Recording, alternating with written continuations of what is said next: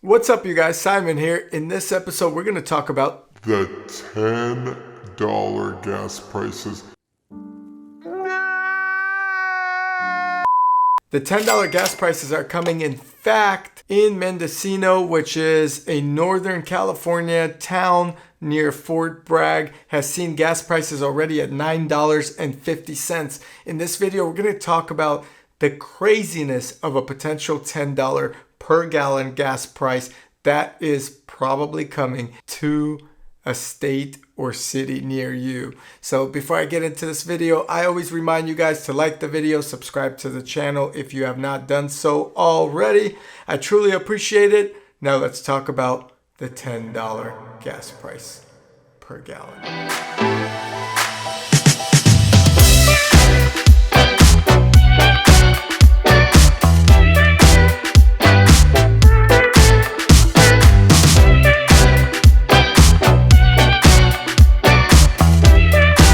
Alright, so it's no secret gas prices are through the roof. There is a national average of $4.76 per gallon.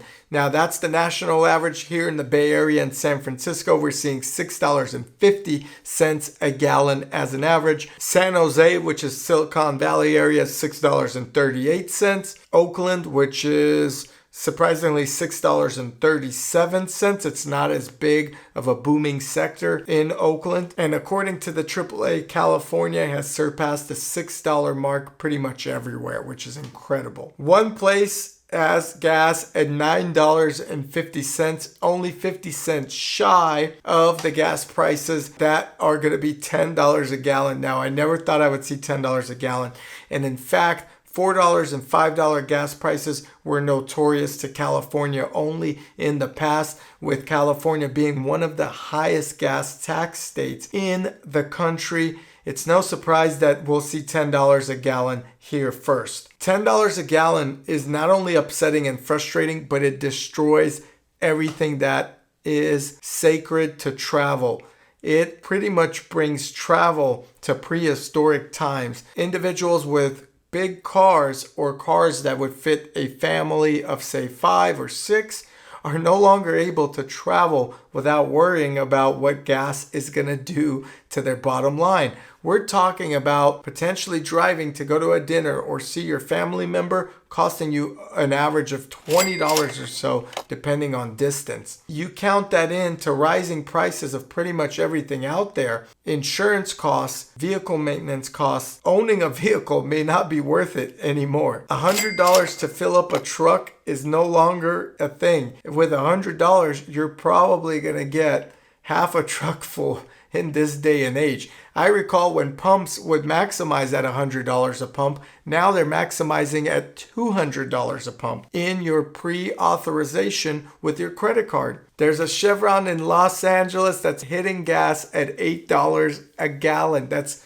insane. Who wants to fill up their car in Los Angeles and then be stuck in that parking lot of traffic burning through all the gas? People are upset with these gas prices, and it's only getting worse because recently the Biden administration has sent reserves to China instead of releasing reserves here to the American people. What's further frustrating, everyone, is the Biden administration and the current government is sending money to Ukraine for aid, for weapons, and for basically Ukraine to stand up against Russia in that war, which is fine. However, what's happening to aid or billions of dollars that they could roll into gas prices or curbing the gas costs here in the States and helping out the common American or the citizen, the person that resides here, the person that's visiting here, etc. Gas prices are only going to get worse because Russia handles a lot of the gas exports or the fuel or oil exports,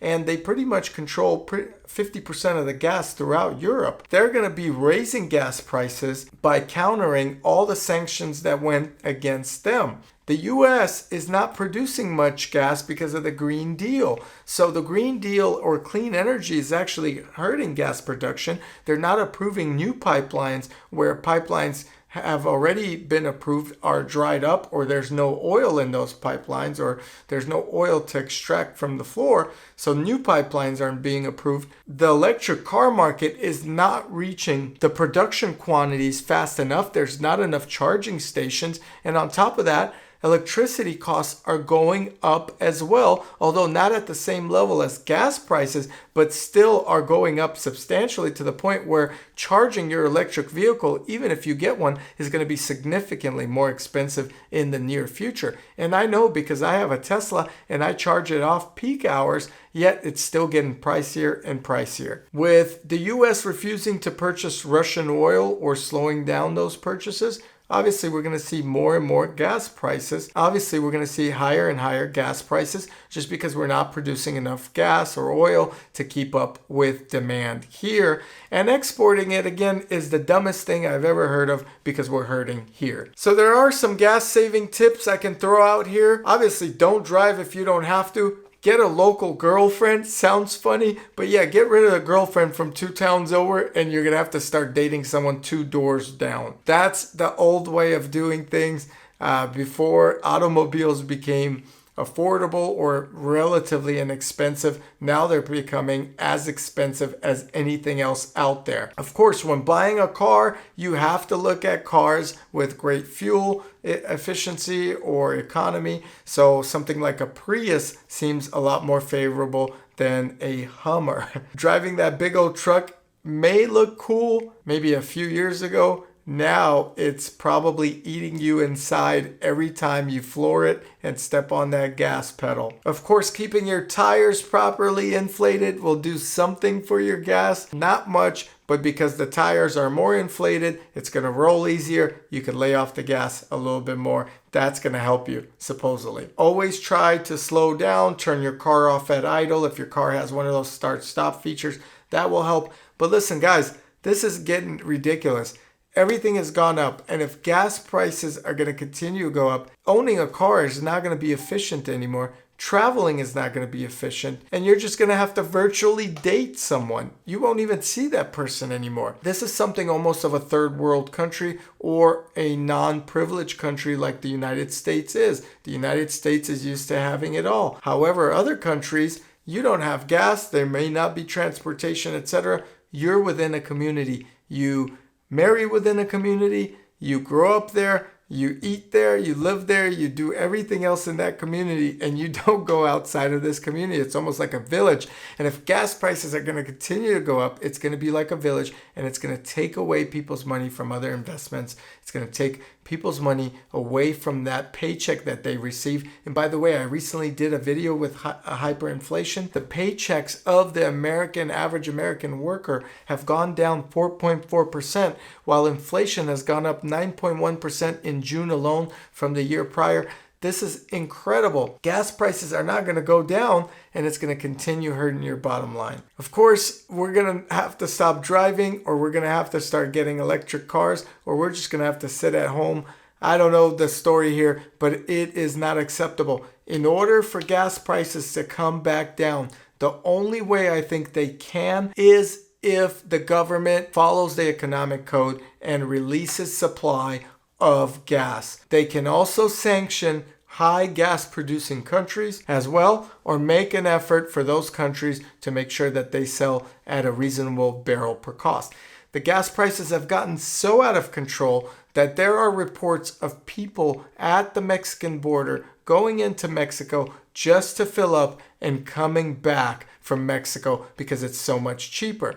Well, that brings up the point of, why is the government blaming Russia or Prime Minister President Putin in regards to the gas prices when Mexico is getting a cheaper gas per gallon? Mexico is averaging around $3 or $3.20 from my memory per gallon, while America is averaging over $4.50, and California, which borders Mexico, is averaging over $6. So how is Mexico receiving gas at half the cost, or able to provide you with gas at half the cost? So the government's going to have to step in and stop blaming other countries and literally either increase production, stop relying on green energy. Of course, we need to care for the environment, but we also need to understand that we need to be energy sufficient. And what I mean by that is we can't be the only country that's energy sufficient while all the other countries do whatever they want to lower their bottom line. China,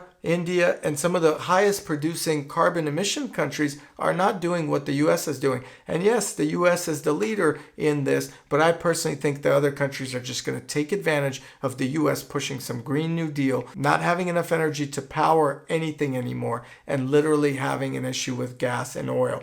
So we need to produce more oil, or we need to release reserves so the American people can get some relief at the gas pump. So you could love that F-150 or F-250 Ford truck that you once loved, and you could actually get a girlfriend outside your town. But $10 gas prices were 50 cents away in California, and guess what? They're going to be coming here, and it's going to be a regular thing, and everyone is going to be affected by it. So if you have any comments in regards to gas prices, let me know what you're currently receiving your gas at or buying your gas at locally. Let me know if you think $10 gas prices are going to hit.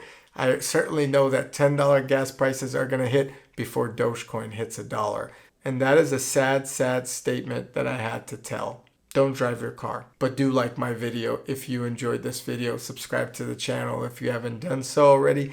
I'll check you here in the next video. Thank God I don't have to drive to do these videos because it would not be financially feasible. Thanks for watching. I'll check you here in the next video.